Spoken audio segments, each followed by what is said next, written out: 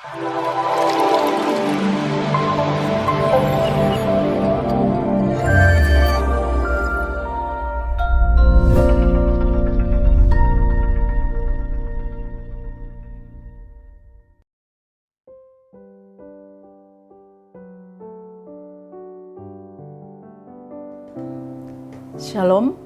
sahabat Bimas Kristen Jakarta. Kembali kami datang menjumpai Bapak Ibu sekalian melalui program Bimbingan Rohani Kristen yang diselenggarakan oleh Bimas Kristen Jakarta. Kita bersama-sama akan merenungkan firman Tuhan, namun sebelumnya mari kita satu dalam doa. Kita berdoa. Bapa di sorga, di dalam nama Tuhan Yesus kami bersyukur untuk waktu yang Tuhan beri. Kami boleh kembali bersekutu dengan Tuhan. Kami tahu bahwa kekuatan kami adalah di dalam firman Tuhan. Saat ini kami akan membaca dan mendengar firman. Tuhan boleh berkati kami semua, supaya firman ini boleh menjadi rema bagi kami. Kami sambut firman-Mu di dalam nama Tuhan kami, Yesus Kristus, yang adalah firman kehidupan. Amin. Pembacaan kita pada hari ini, saya ambil dari kitab Roma pasal yang ke-12, ayat yang ke-9 dan ayat yang ke-10, demikian firman Tuhan. Hendaklah kasih itu jangan pura-pura, jauhilah yang jahat dan lakukanlah yang baik. Hendaklah kamu saling mengasihi sebagai saudara dan saling mendahului dalam memberi hormat. Sahabat Bimas Kristen yang saya kasihi, dalam pembacaan firman Tuhan ini saya memberi tema hidup dalam kasih. Kalau kita mendengar kata kasih, semua orang sudah pernah tahu arti dari kata kasih ini. Tetapi adalah yang paling penting dari firman Tuhan, bagaimana penerapan kasih yang sesungguhnya, kasih di dalam kebenaran yang kita lakukan sebagai tanggung jawab iman kita kepada Tuhan di dalam kehidupan ini. Saya mencoba melihat kata kasih dari kamus. Kasih itu berarti perasaan sayang, cinta, suka kepada orang lain. Tetapi dalam Alkitab sendiri kita tahu bahwa ada 4 jenis kasih yang sudah sering kita dengar. Yang pertama adalah kasih agape, kasih eros, kasih philia, dan kasih storge. Sahabat Bimas Kristen yang dikasih oleh Tuhan, pembacaan ini mau menjelaskan bahwa melalui tulisan Rasul Paulus kepada jemaat di Roma, ada pesan untuk hidup dalam kasih. Rupa-rupanya dalam keadaan di jemaat di Roma, ada persoalan yang memang perlu untuk diselesaikan, di mana ada orang Kristen Yahudi dan orang Kristen non-Yahudi yang mereka hidup bersama sebagai jemaat, tetapi mereka lupa dengan kata kasih tersebut.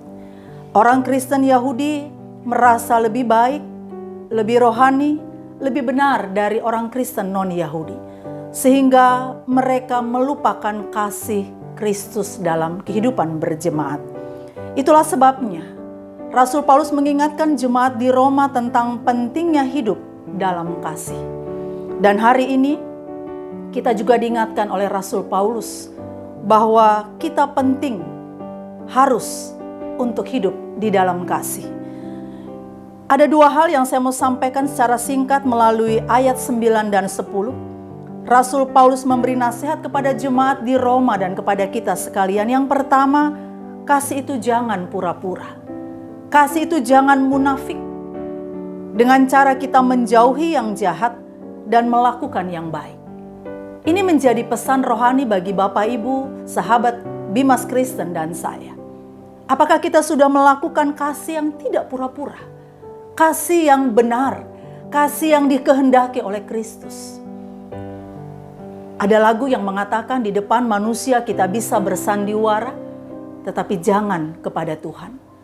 Kita mungkin bisa melakukan kasih yang pura-pura di depan sesama. Tetapi firman mengingatkan kita janganlah kasih itu pura-pura. Ini poin pertama yang perlu kita perhatikan. Yang kedua, di ayat 10 kita diingatkan melalui tulisan Rasul Paulus kepada jemaat di Roma, Hendaklah kamu saling mengasihi sebagai saudara dan mendahului dalam memberi hormat. Pertanyaan penting dan sederhana, apakah hari ini sahabat Bimas Kristen sedang ada pergumulan tentang kasih kepada orang lain?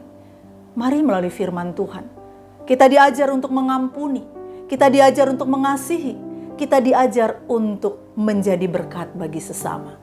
Karena melalui firman Tuhan kita diingatkan supaya kita selalu memberikan, mendahului, memberi hormat, mengasihi kepada sesama kita. Dan hukum kasih yang terpenting dalam iman Kristen yang pertama adalah mengasihi Tuhan dan mengasihi sesama. Sahabat Bimas Kristen, kiranya firman Tuhan pada hari ini kita diingatkan untuk menjadi agen kasih di dalam panggilan iman kita.